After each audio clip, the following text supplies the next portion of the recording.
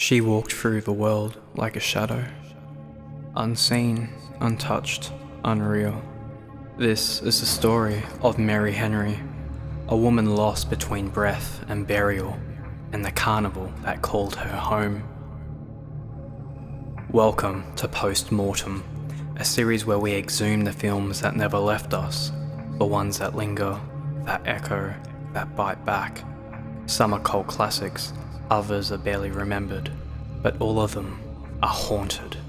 Today, we unearth a strange relic from 1962, a quiet, dreamlike horror that plays like a funeral procession in real time. A film where the dead don't scream, they dance. This is Carnival of Souls.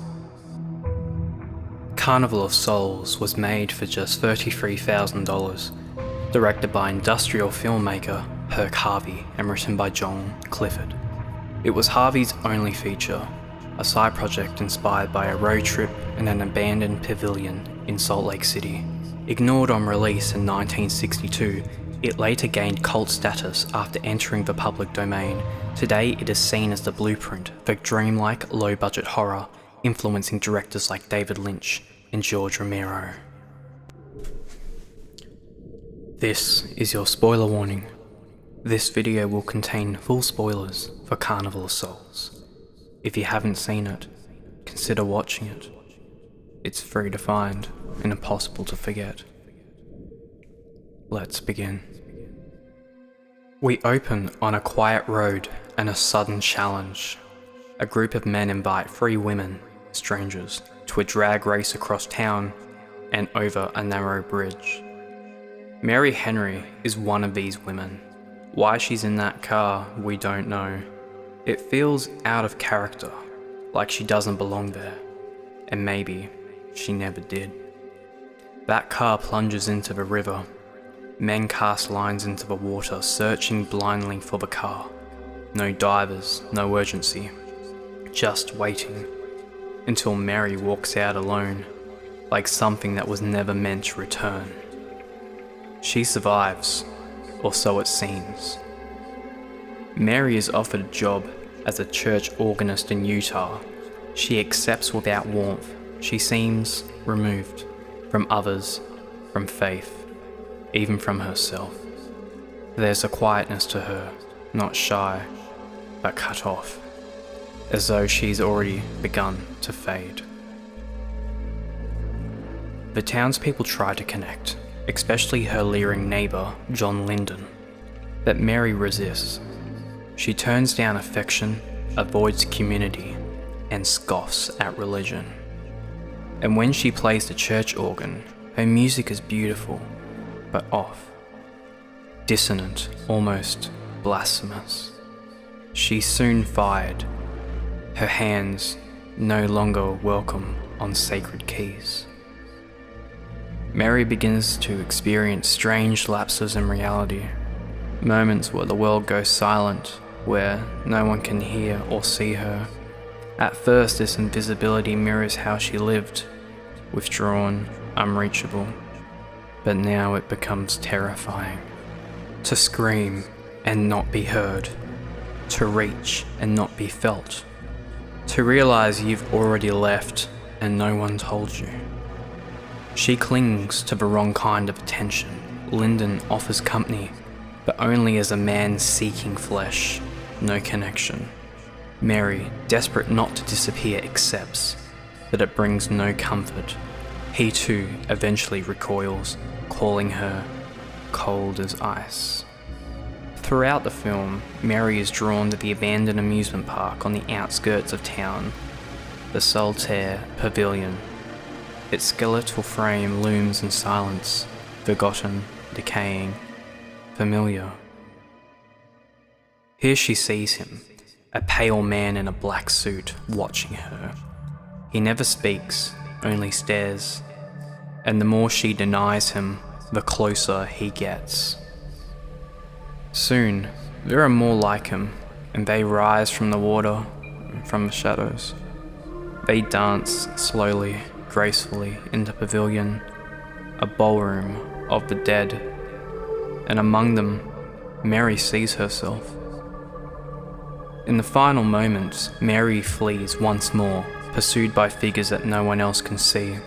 She runs from a dance, from the pavilion, and from the things that have been watching her since the crash. But there's nowhere left to run. Cut to the river. The same muddy water, the same bridge from the beginning. The wrecked car is now pulled from the depths. Inside, all 3 bodies. All the women who were in the car, including Mary Henry. She never walked away. She never played the organ. She never arrived in Utah. Everything we've seen was a dying flicker of a soul refusing to be dead.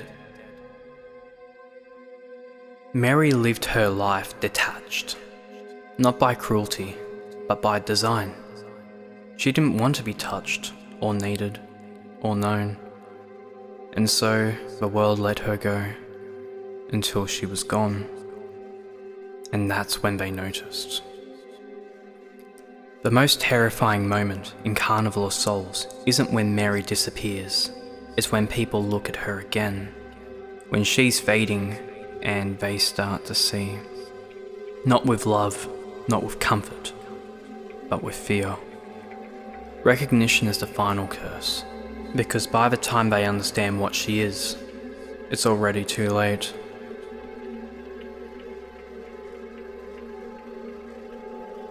Was Mary ever really alive after the crash?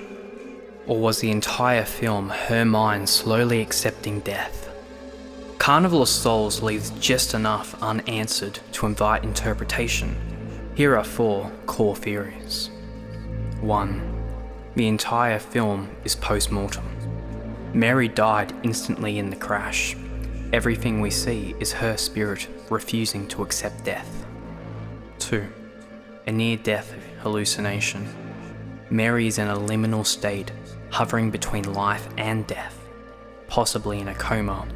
The events are dream logic reflections of her struggle to let go. 3. A parable of social alienation. Mary's experiences aren't supernatural, but symbolic, and she's so emotionally and spiritually detached that the world simply stops noticing her. And 4. Death personified.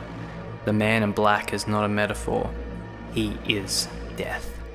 The pavilion is purgatory, and the dance is a ritual. Mary escaped death, but only briefly. Whatever the truth, one thing is clear. Mary didn't just vanish, she was erased, pulled back into a world that had been waiting for her all along. She kept her distance, from touch, from faith and from the living, and the world in turn let her drift, a quiet ghost among the breathing. But the moment she began to vanish, the moment her fingers passed through the doorknobs and her voice echoed back unheard, that's when they saw her. Not as a woman, not as a soul, but as something else, something forgotten, clawing at the veil, and in their gaze she understood the truth. It is not death that awaits us, it is recognition. Stories have teeth, and this one never stopped biting. This has been Post Mortem, a Voice of Terror series. If you enjoyed drifting through the dead with us, leave a like, share it with someone who still listens to silence, and consider subscribing for more haunted stories from the edge. Until next time, stay unseen.